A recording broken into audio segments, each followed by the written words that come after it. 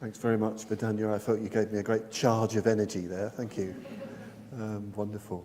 So very, very good again to be in Sheffield and to be at Sangha Night. I always look forward to my visits to Sheffield, and I always look forward to the chance to speak at Sangha Night. And there's always new faces. There's lots of old friends here, but there's quite a few people here who I haven't seen before, haven't met before. So that's really uplifting. And it was the same in the sessions, the two sessions with the Mitras. Again, there were people I'd not seen before. So that, in a way, that's all I need to know about how good the centre is, really. It's very lively, very energetic, very friendly, generous, interested. And so just very, very, very pleased to see that and to be part of that. And I really like this series you've got going on. I think it's a very, very important series, actually, because there's a lot that we sort of take for granted, I think, in our Triratna Buddhist community, in our Triratna Buddhist order, that we just take for granted as being Buddhist. When in fact it's actually been really worked out by somebody, particularly by Sangharakshita, our founder and teacher, my own personal teacher. So many things that we kind of know as being Buddhist, and they have great antiquity in Buddhist tradition, but his sort of, as Vidanya put it, his translation of them, his interpretation of them for us now, well, they are his interpretation of things. What I want to talk about goes back to a teaching of Sangharakshita based on ancient teachings that he first talked about in about probably around 1967 or 68. It was a lecture, based on a lecture that he gave at the Reading University Buddhist Society, kind of early example of outreach. The Reading University Buddhist Society. And he gave a lecture which became quite famous called Mind, Reactive and Creative. Mind, Reactive and Creative. And when I first came along in 1974, there were very, very few books, very, very few publications. You didn't have the problem of what book to read in those days. There weren't actually that many Buddhist books generally, and there certainly weren't many books from, well, we called it the FWBO then, Friends of the Western Buddhist Order. And there was this pamphlet, which was a sort of, a kind of badly printed pamphlet called Mind, Reactive and Creative, which we all read and took very seriously. And if you've been around our movement for any length of time, you probably know these words: creative, reactive. You kind of hear them. They're part of the Triratna sort of jargon almost. Somebody might say, "I'm feeling really quite reactive." Or you get accused of being reactive. Somebody says something and you don't agree with it. They say, "You're reacting." It's like you've sinned. You're reacting. Or sometimes somebody might say, which it wasn't Sangharakshita's intention, by the way. Or somebody might say, "Well, I'm not feeling really very creative at the moment, Or I'm feeling really creative. And, somebody might sort of, I don't see any paintings. So you get these terms. It's one of the things that happens, I think, when you have a community. You get words that you have a sort of... I've sometimes wondered about people learning English, or learning more English when they're around Triratna, because it must be quite a special kind of English that, wouldn't get very far on the streets of Sheffield, but, with these sort of slightly technical terms. But nonetheless, I think this reactive and creative, I know many people have, when they read that paper or heard the lecture, the recorded lecture, they found it really inspiring. Really such a helpful way of looking at spiritual life. He's not talking about good and evil, He doesn't even use the language of skillful and unskillful. If you've been around, Buddhism long enough, you know that distinction. No, he says there's a reactive mind and a creative mind. And he sort of defines it a bit. The reactive mind is exactly what he says. It reacts. It's predictable. It's going down the same sort of tracks. He calls it the penny in the slot mind. You put the stimulus in and the predictable response comes back. It's very, very habitual. And, you sometimes feel it, don't you, that you're just reacting in the same old way. There's no real growth. There's no real movement. There's no real development. It's the same kind of conversation. It's the same kind of responses. There's nothing sort of new that seems to be arising. Highly predictable.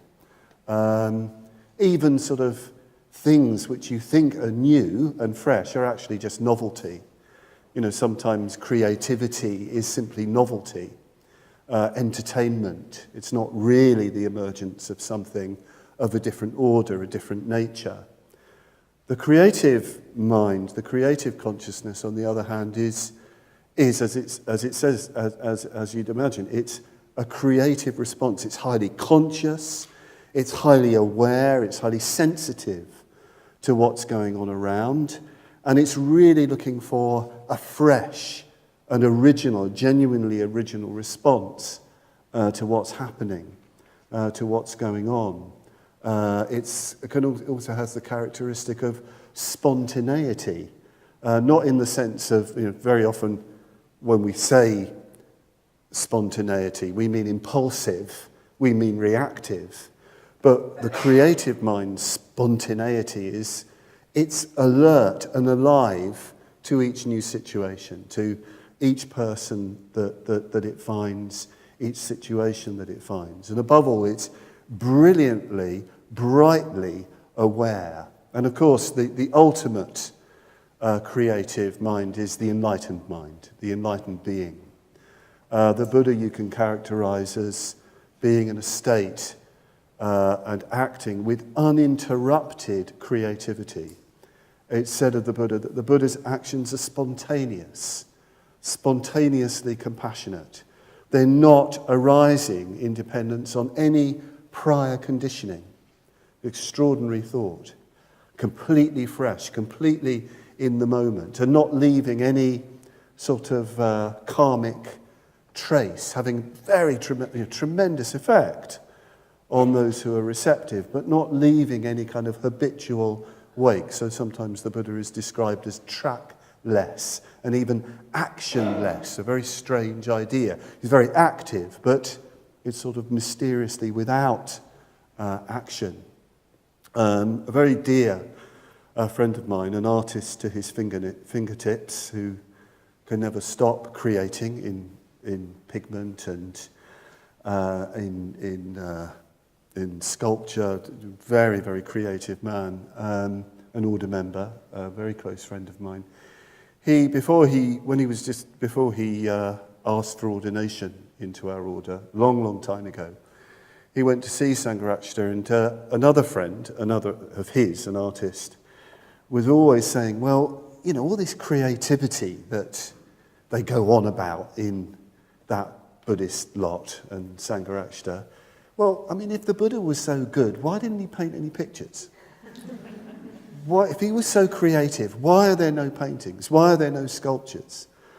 So my friend Aloka, who's painting our shrine room at Padmavajra, he thought, well, I'll ask Sangharakshita this. So he said, well, if the Buddha was so creative, why didn't he paint any pictures?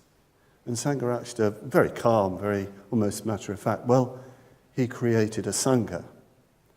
Don't you think that's a highly creative activity? Created a community of individuals united by the Dharma, growing in the direction of enlightenment. And of course, we know that the materials of us living beings are notoriously volatile and very, very, impossible to mould and Certainly you can't do it to your will. So the creativity in creating a harmonious community, you could say, is the ultimate creative act. Of course, creativity in the form of painting and music and writing and sculpture, dance, the arts and so on, that's part of it. That can be part of a harmonious Sangha, a harmonious community.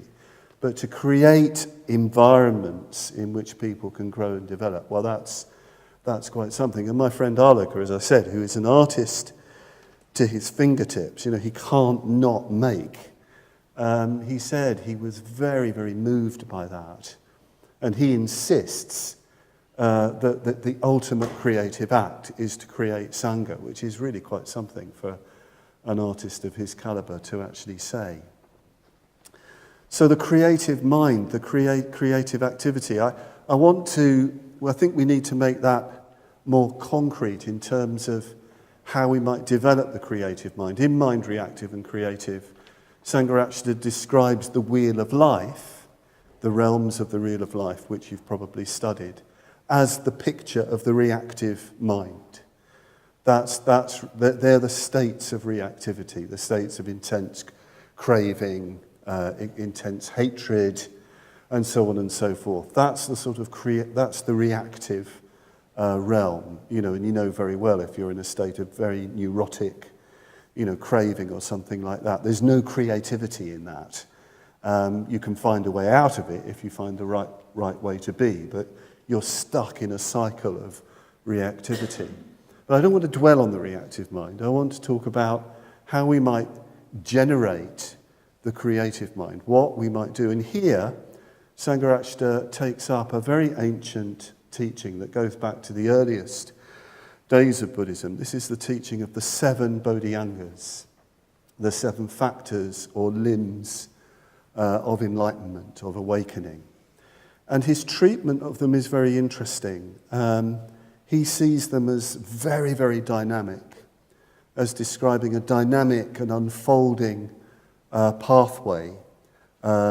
It's the way we activate this creative mind all the way to enlightenment. So the 7 factors of enlightenment are, first of all, smriti, or which Sangharakshita here translates as awareness rather than as mindfulness. Secondly, investigation of mental states, dhamma pravichaya. Then there's virya, which he translates here as energy. Then there's priti, which is rapture or ecstasy. Then there's prashrabdi, which is tranquility or calm. Then there's samadhi, deep, profound absorption.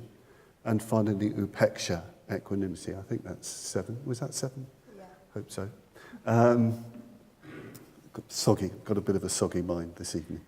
So that's the 7, and I want to just go through each of these and hopefully see, try and make it as practical as I can so that we can practice the creative mind, creative activity.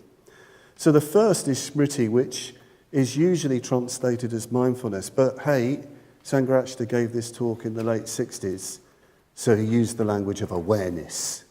Awareness, that was definitely a 60s word, I think. But the way he talks about awareness is really interesting. He's talking about basically waking up. Just waking up to your situation. Becoming aware that you're aware.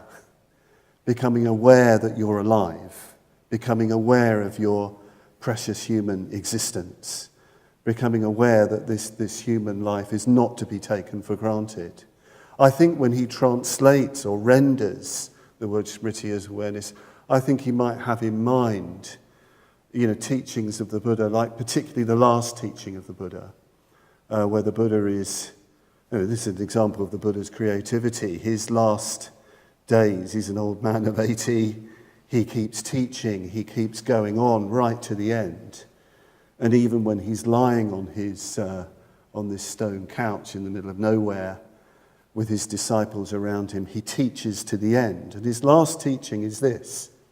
He says, look, all conditionings, all semblances, everything, us, everything that makes up this life, all semblances are impermanent, They're always changing. They don't last forever.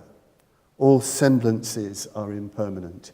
With vigilance, with awareness, strive on.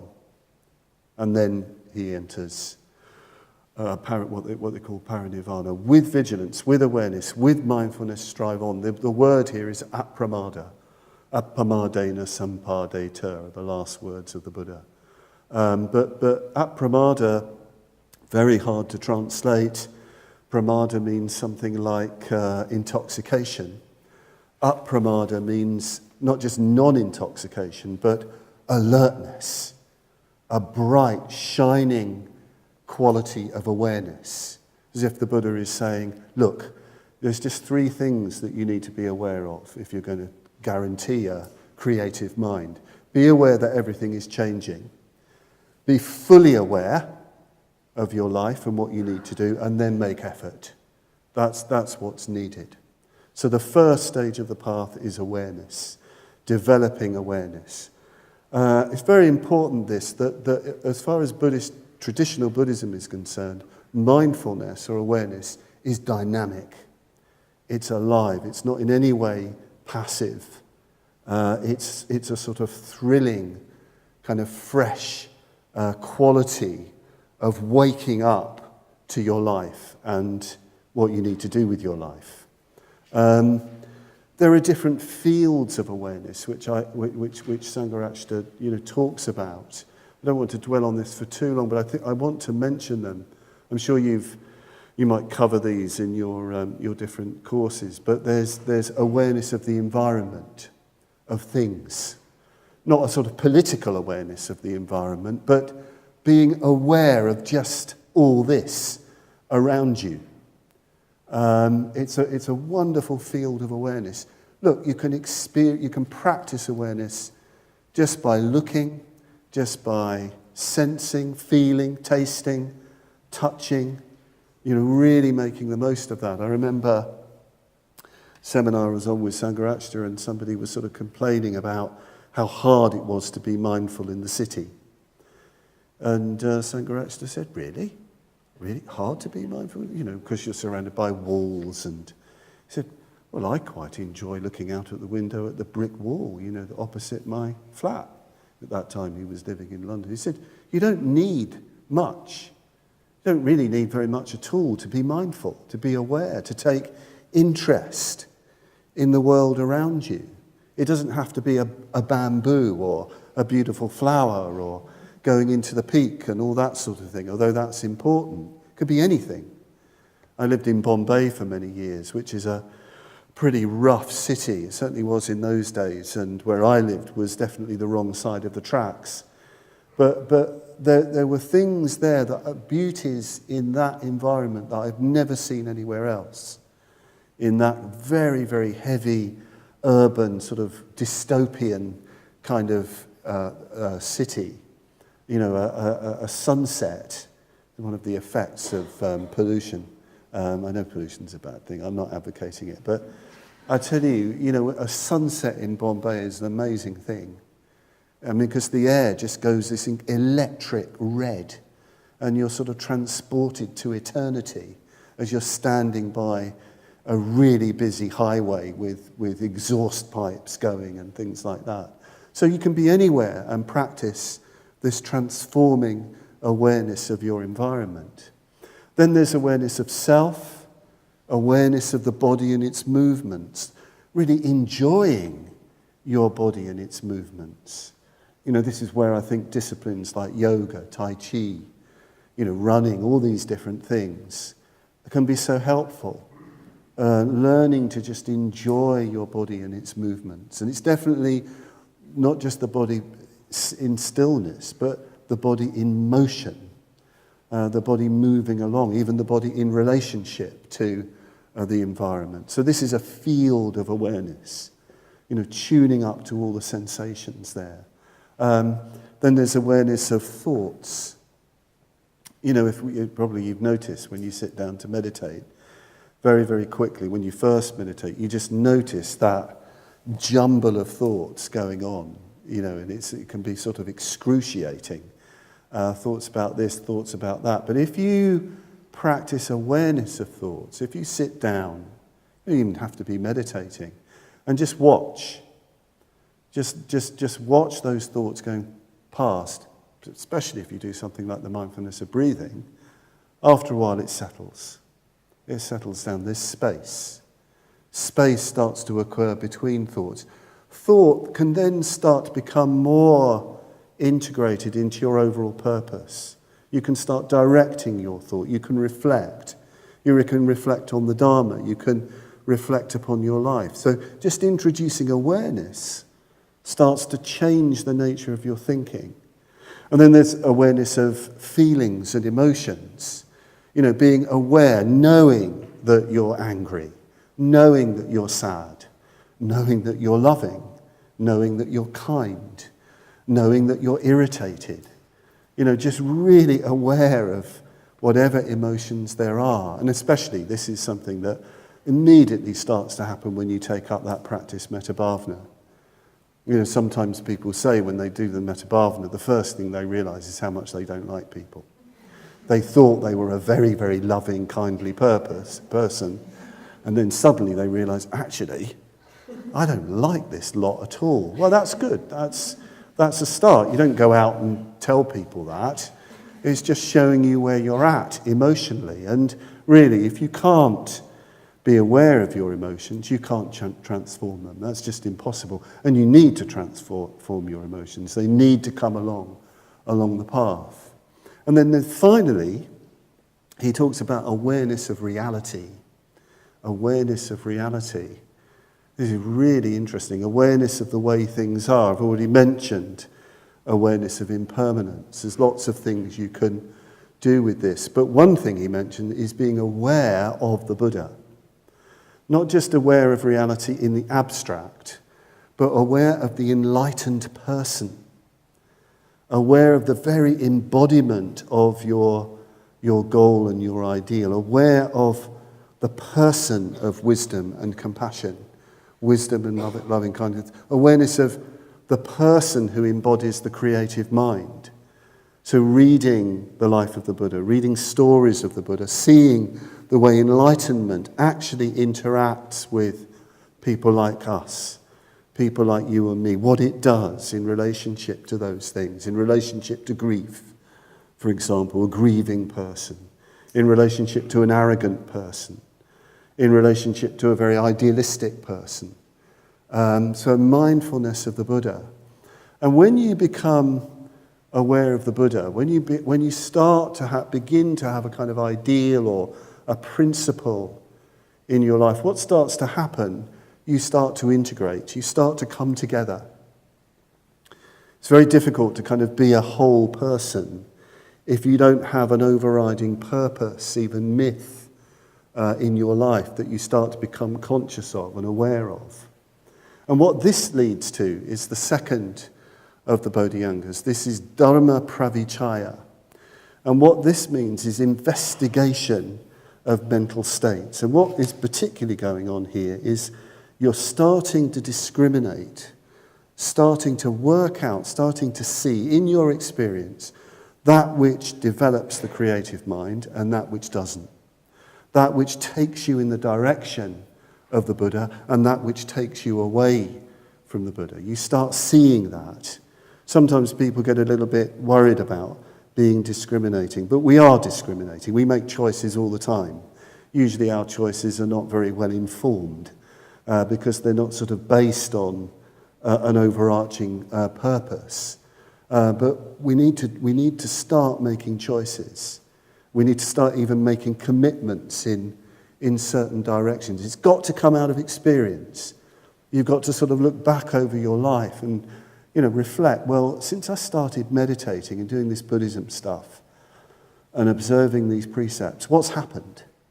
Is there a shift? Is there a change? What has made that change? Sometimes, you're not sure if you're getting anywhere. It's good to look back. It's good to look back. You might have come further than you think. Sometimes when you're lost, it's quite good to just compare yourself with who was going on, what was going on before. Friends are very helpful here. to discuss, to explore, well, hang on, what works, what doesn't. So Dharma Pravichaya, investigation of mental states. This becomes exhilarating. When you practice like this and you start noticing what's really getting hold of what is valuable and what isn't, energy starts to be released. So the third of the 7 Bodhisangas is energy. Virya, often translated as effort, but Sangharakshita sees this more as the release of energy. It's almost like a kind of inspiration, because you know how to live. And sometimes you can have periods like that, can't you, where you feel there's a great release of energy, because at last you have some sort of purpose, and you know how to achieve that purpose. It's not goal orientation in the negative sense of grasping. Can't be that, because you know how to get there. You know how the means will lead to the end, if you like. So tremendous energy. I mean, it's one of the things I really love about the Dharma is how you can really enjoy energy in pursuit of the good, as they call it. Just this free-flowing energy when it really connects with your ideal. Sometimes, just out of nowhere. I used to feel this quite a lot in the early days. I still feel it. Just this tremendous sort of exuberance of, feeling the energy of the Dharma sort of surging through every part of me. Energy starts to become even more sort of intense and becomes very, very pleasurable at times, perhaps especially in meditation, but it can be in other times as well. And this leads to rapture, priti, rapture. This is a very, very important mental state, sort of transporting rapture. And it's a totally natural high, so there's no substances involved. But the release of energy is such that it's transporting you. It's regarded as a powerful volition. It's moving you, and it's very much associated with loving kindness. There's a kind of class of gods recognized in Buddhism called the gods of brilliant light, and they're said to be characterized by supreme love. Their rapture is loving, and their loving is rapturous. I think this is a very important aspect of the Metabhavana practice. What you're doing in the Metabhavana really is you're stepping outside of yourself. Metta is an ecstatic practice when you really get into it, when everything starts to flow into it, because you're moving outside of yourself, stepping outside of yourself, because you're identifying more fully and more completely with others. This is another field of awareness, which I forgot to mention earlier. Awareness of others. Awareness of others. Very important area of our lives. We're so profoundly social. So we need to be fully aware of others. And Sangharakshita describes love in one place as aware of the being of another. That's what love is. You're fully aware of the being, the living being quality of another and of all others in the end. When you're really involved in that, that's ecstatic. It's transporting. It's blissful. You can feel lifted up. You can feel flooded with that love. So this is a very important aspect of the creative mind. And you know very well that you can even sort of pick up sometimes when you're really engaged in a great work of art, perhaps especially when you're listening to great music. You kind of know that the composer or the performers are themselves ecstatic and rapturous. You're feeling it. You're being taken to another place, way out beyond what you know. So you can see that in the arts sometimes. You can experience that, but you can certainly experience in meditation. You can also experience it in friendship and communication. I don't know if you do them here. Do you still do communication exercises? Rarely do communication exercises. Maybe I ought to stop the talk now and get you to do communication exercises. In these practices, you sit opposite someone, and the first thing you do is just look at them and let them look at you. And you become aware of their being. And you could be with a complete stranger, suddenly finding that there's love, there's rapture activated. It doesn't always happen like that, but it can very often happen like that. So yes, rapture, getting more emotions behind and involved with your Dharma life is tremendously important. Another meaning of priti is interest. Interest. I think this is if we don't want to get too carried away with rapture. What does that mean practically? Practically means getting really interested in the unfolding of the creative mind and turning away from the reactive mind, getting really interested in the project of transformation. It's very, very hard to make any progress without interest. So, for example, just take the example of meditation. In the mindfulness of breathing, you're instructed, find the point of interest in the practice. Find the sensations that are really attractive, that really draw you. Get really interested in that. On one occasion, the Buddha instructed his disciples, he said, look for beauty in the breath. Look for beauty in the breath. Incredible thing to say, the beauty in breathing. Because if something is beautiful, you are fascinated. You're attracted. You go in, you get more and more concentrated. Similarly with the Padmavajra, get interested. Get interested in the fact that there's somebody you really don't like. They get right up your nose. They really irritate you. Fantastic. What a wonderful project. How am I going to turn that around? Get interested. Get interested in that project. Get creative about it. Throw everything at it. It's the only way it's going to change and transform, and it's the only way that rapture is actually going to open up. Rapture is very intense. It's very transforming. Sometimes people can get a bit addicted to rapture. You get the sort of bliss bunny syndrome among some meditators, the sort of ecstasy crashers, if you like. But after a while, that's got to calm down if there's going to be, real development. You've got to start moving into what's called prashrabdi, which is the refinement of those very, very positive feelings, much greater sensitivity. I mean, that would also, include your relationships. Yes, you're very positive, but you're very sensitive. You're very, very tuned up. So prashrabdi is this very, very refined state of pleasure and concentration. It's said that in a state of prashrabdi, you feel like a piece of cotton down or thistle down or a feather just being blown by the wind. Was it Hildegard of Bingen, a feather on the breath of God?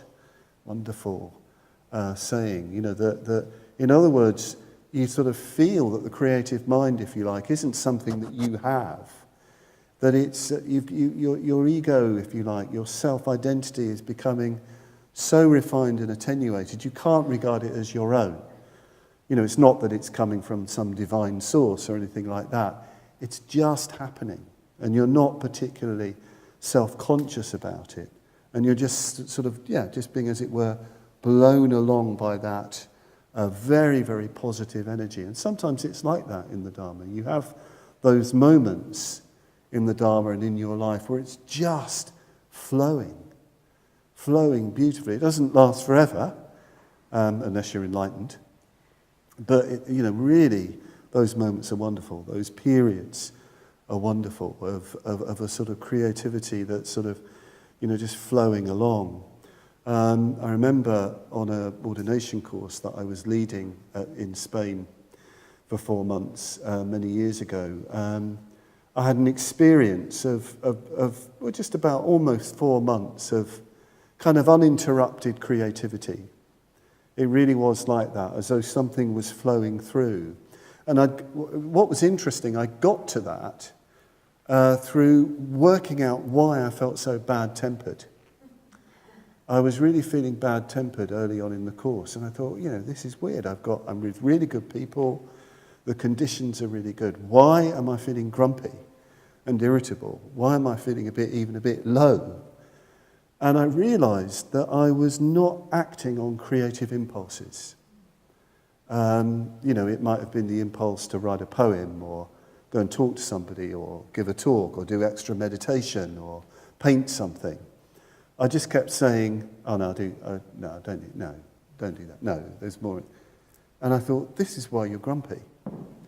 Creative energy, if it's repressed, if it's sat on, doesn't go away. It gets annoyed. We tend to have this idea that what's repressed is bad stuff, negative stuff. It's trauma, it's evil, it's black, it's all our violence and all that sort of thing. Well, there might be something in that. But one of Sangharakshita's teachings early on, he thought that there was as much, if not more, creative, positive responses that were actually sat on. He said, well, if you think about it, if it's true that we all have the potential for Buddhahood, that is the ultimate repressed element within us. The potential for enlightenment we sit on, because the vision that the Buddha has of us is totally positive. So I had this maxim. I decided, my little precept was, if you think it, do it. If you think it, do it. Had to be a creative thing, a positive thing. If you think it, do it. I acted on that for the rest of the retreat, and then it was just 3.5 months of pretty much uninterrupted creative activity. Whether I was doing something or not, it helped that I was leading the course, because I could get them doing lots of stuff. But it was a really interesting lesson for me. Don't sit on your creative impulses, your skillful responses, your potential. Don't do that. That will hurt you. That will damage you. Have the courage of your creativity. So that came out of talking about prashrabdhi. Prashrabdhi then flows into samadhi. Now, samadhi is usually translated as concentration, absorption. It's usually a term used for meditation, and it represents the complete focusing of all your energies, even the transformation of all your energies flowing into the meditation subject and emerging into higher states of consciousness. But it's bigger than that. I think it has a bigger significance. What samadhi represents is the transformation of your life. The whole of your life being transformed by making the creative mind of enlightenment, the center of your life. So completely transforming all of your life. The thing about samadhi, though, it's temporary. It comes and it goes. Don't we know it? Don't we know about the coming and going of really positive states? We're going along quite nicely. We have a really good meditation. We can even sort of think, oh, great, I've cracked it. I know. And within hours, we're somewhere else. It comes and it goes. It fluctuates. We have to bring about that transformation through the efforts of developing the creative mind. But it only becomes permanent with the final stage of the path, which is upeksha. Upeksha. Upeksha can be translated as equanimity. It's usually a sort of mundane emotion of calm and being equanimous in terms of whatever arises, whatever comes and goes. But here, it's a term for enlightenment itself. It's the Buddha's enlightened state, which carries on being creative. It's not, the trouble is with a word like equanimity, it could sound just as though the ultimate state is just still. It's just the sort of sitting still Buddha, which of course is a very important image for enlightenment. But really what it's indicating is the Buddha's continuous creativity, whatever arises, whether praise comes, whether blame comes, whether gain comes, whether loss comes, whether pain comes, whether pleasure comes, whether fame comes, whether infamy comes, you just carry on with the creative activity. You're undistracted. You can't be taken away from that by all the fluctuations of this very, very impermanent world. And you see that in the life of the Buddha so many times. So many things come to him. It's always the end of his life that I find particularly moving. You know, the last sort of stages of his life. He's 80. He says to his great disciple Ananda that I'm just like a broken down old cart, Ananda.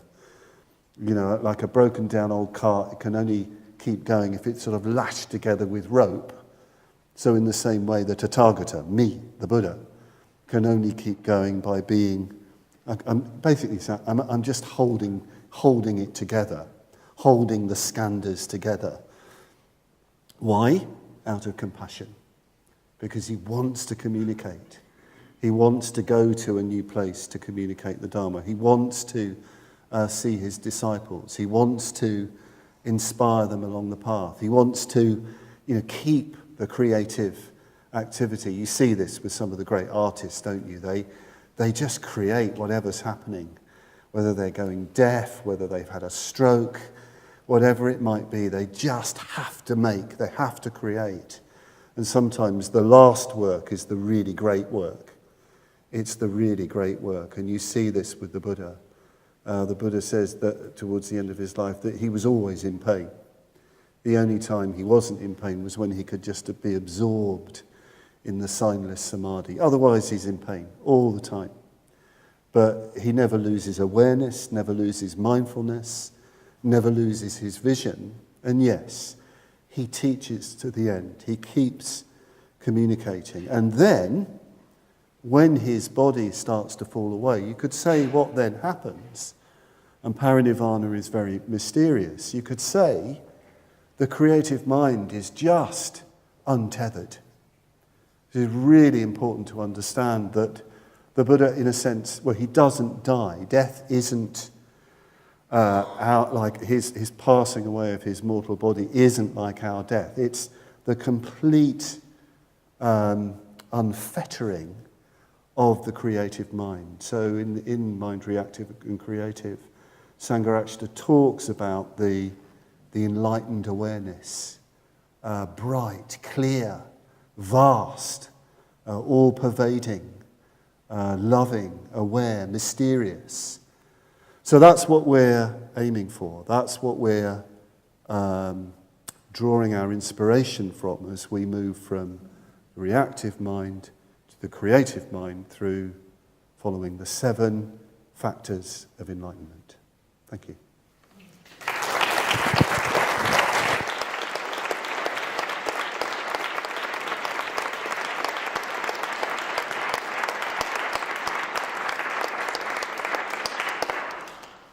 Many thanks, Padmavajra, for that inspiring talk. Thank you, very useful talk as well, thank you. So let's split up into some smaller groups as usual. So if you would like to be in a mixed group, if you would like to go initially into the red shrine room at the front of the building, and some groups will be organised from there. If you would like to be in a men's group, then congregate initially in the green room, again at the front of the building, on the right with the sofas. And if you'd like to be in a women's group, stay up here, and something will be organised from there. So, there's so much in that talk, it's very difficult for me to come up with a discussion topic, but it might be around meditation and awareness, the cultivation of meditation, of awareness in meditation, but it might be just what you want to follow your inspiration from that talk. So before we do that, though, let's thank Padmavajra very much again.